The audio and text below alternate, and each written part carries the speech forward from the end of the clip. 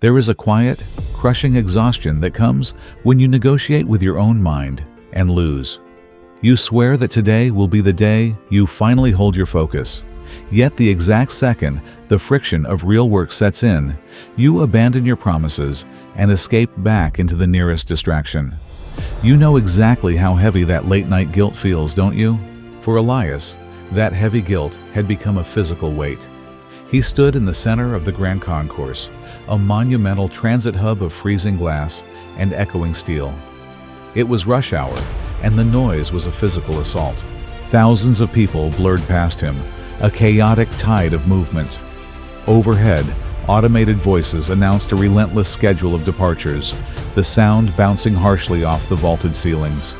This station was the exact architecture of Elias's mind, a place of endless noise, competing impulses, and overwhelming sensory overload. In his cold, trembling hand, Elias held a single, crumpled ticket. It was for a train destined for a distant, elevated summit, a metaphor for his deepest, most demanding life goal. But the delay on the arrivals board next to his train's name simply read, indefinite. To wait for this train required standing still on the freezing platform of his own ambition.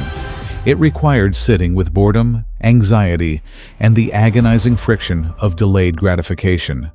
And Elias was so incredibly tired of waiting. His mind was screaming at him, begging for relief from the discipline of standing still. Right in front of him, the pneumatic doors of the expressway train slid open with a soft, inviting hiss. The interior was flooded with warm, golden light. The seats were plush. Soft, ambient music drifted out from the cabin. It was the train of instant gratification, the path of scrolling, of numbing the brain, of escaping the harsh cold of effort. The automated voice overhead chimed gently, "Now boarding. Immediate departure." Elias looked down at his crumpled ticket, then up at the glowing, empty seat inside the warm cabin. His chest tightened with the desperate, intoxicating urge to just give up. He took a slow, heavy step toward the open doors. The hiss of the pneumatic doors, sealing shut, felt like a sudden, heavy blanket thrown over the chaos. Elias sank into the plush fabric of the seat, and for a fleeting, intoxicating moment, the agonizing pressure to achieve, to strive, to simply try, completely evaporated. The freezing wind of the Grand Concourse was replaced by a sterile, artificial warmth.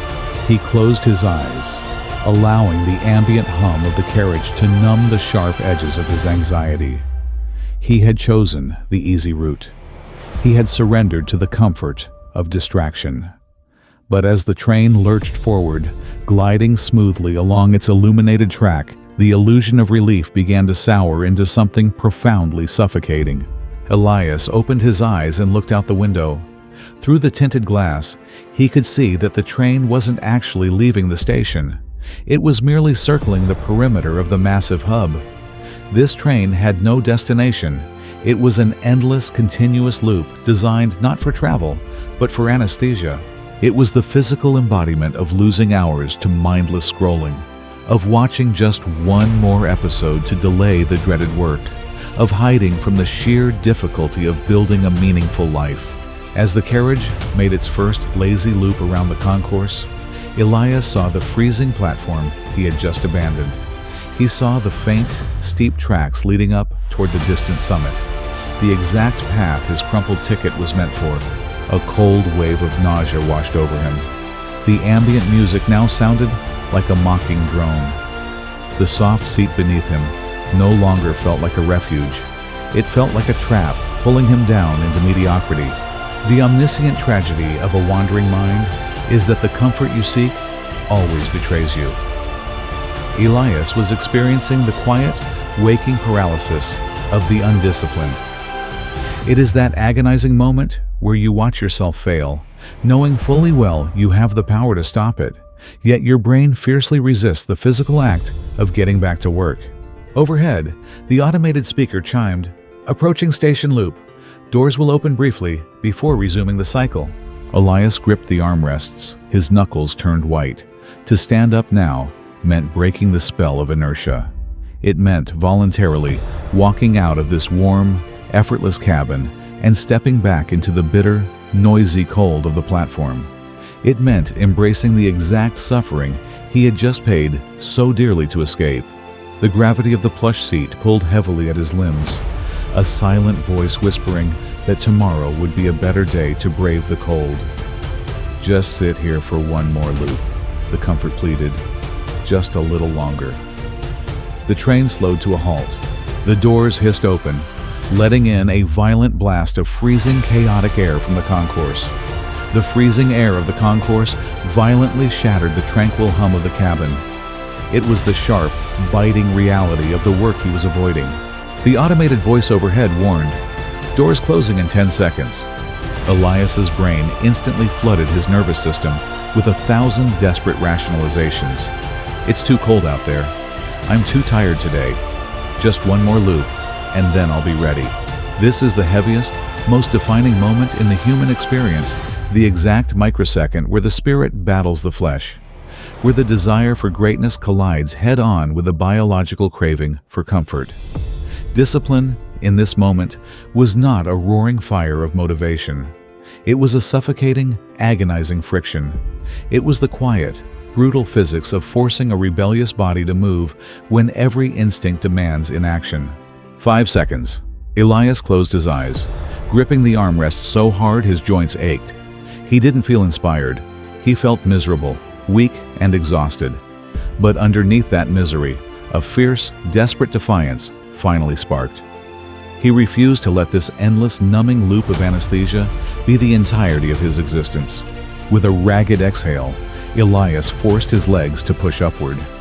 The invisible gravity of comfort clawed at him, begging him to sink back down into the plush seat. His muscles felt like lead. Every step toward the open doors was an excruciating, silent negotiation with his own mind.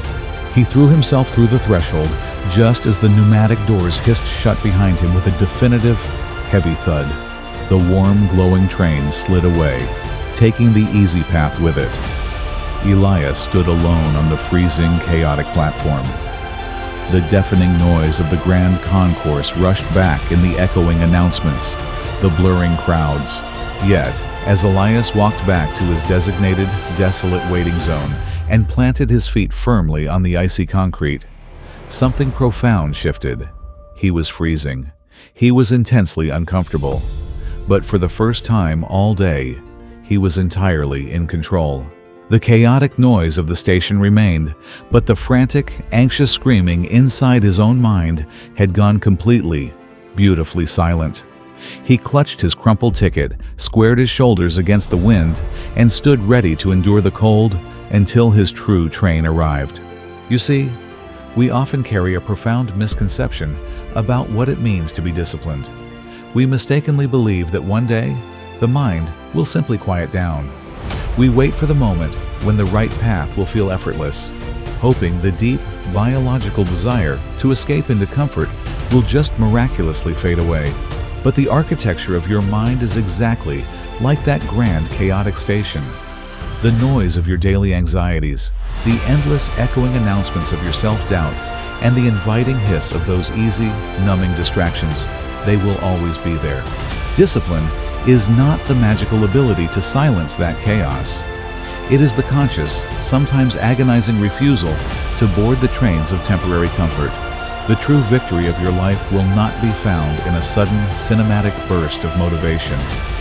It is found in that excruciating, heavy microsecond where you feel the intense gravity of inertia, where your brain fiercely begs you to stay seated in the warmth of procrastination, and you choose to stand up anyway.